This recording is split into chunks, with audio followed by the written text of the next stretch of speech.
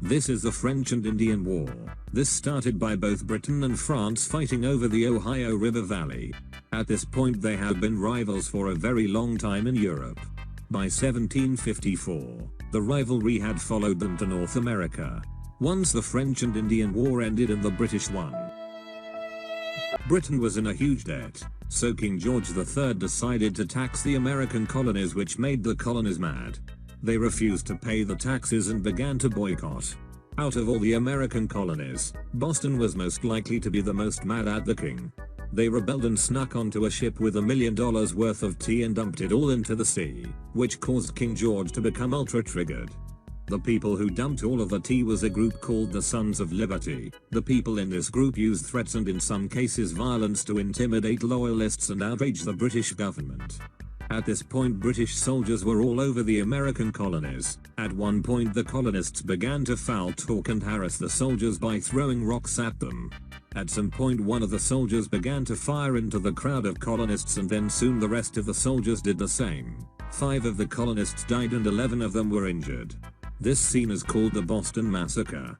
Paul Revere used the massacre to promote that the British were bad. He put the event on the news and claimed that the colonists were doing nothing, and then the soldiers began to shoot. Because of him saying that caused most of all the colonists to finally reject and propose the idea of ditching the British, which then Thomas Paine created Common Sense, a pamphlet full of reasons to leave the British, which was sent to all of the 13 colonies.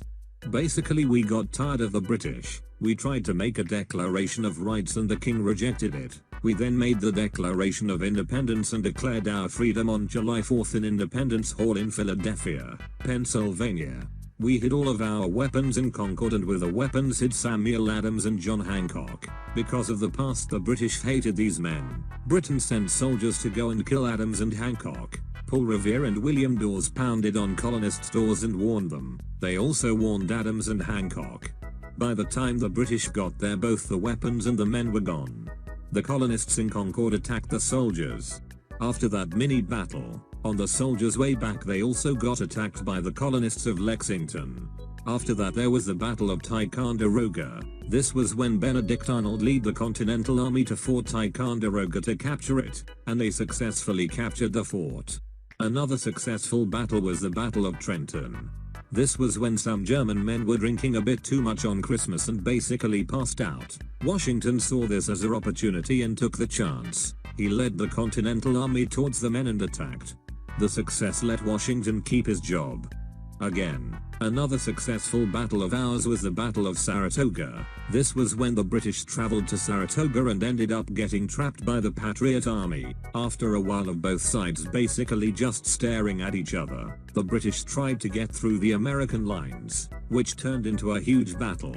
The British ended up surrendering and left. This battle was the first time the Americans caused the British to surrender. Another successful attack was led by Washington. He and Continental Army trapped Cornwallis and his soldiers in Yorktown, where Cornwallis ended up surrendering.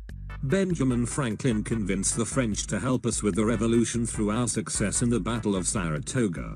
During the revolution, Washington made his soldiers cut their arms and basically take a vaccination to prevent them from getting smallpox.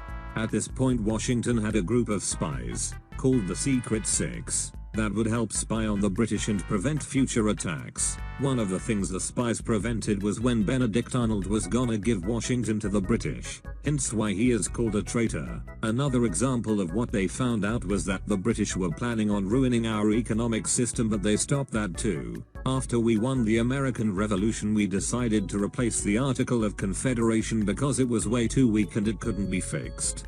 This is why we called American an ugly baby. They realized that the Articles of Confederations needed to be replaced when Shays' Rebellion took place.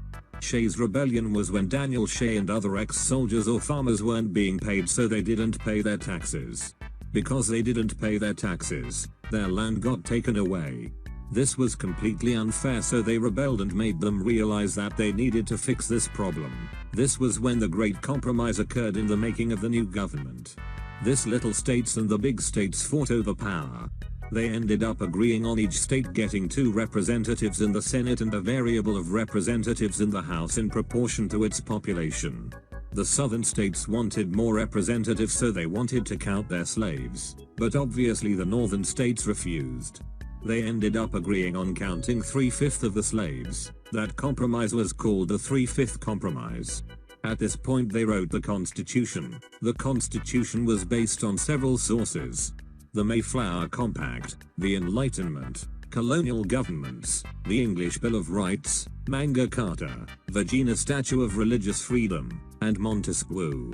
They also had a few goals for the Constitution: to establish justice, domestic tranquility, common defense, and liberty. They wrote the Constitution and all they needed was for the people to accept it. Some colonists refused to accept the Constitution. Those people are called anti-federalists. James Madison created the Federalist Papers, papers that were meant to convince the people to accept the Constitution, and the anti-federalists still wouldn't budge. Eventually the anti-federalists figured out how they would accept the Constitution. They wanted a Bill of Rights, and if they made the Bill of Rights they would accept the Constitution, which then we made the Bill of Rights and the Constitution passed. One of the last things that improved our government that we have today was the Marbury versus Madison case. This case got the Supreme Court judicial review.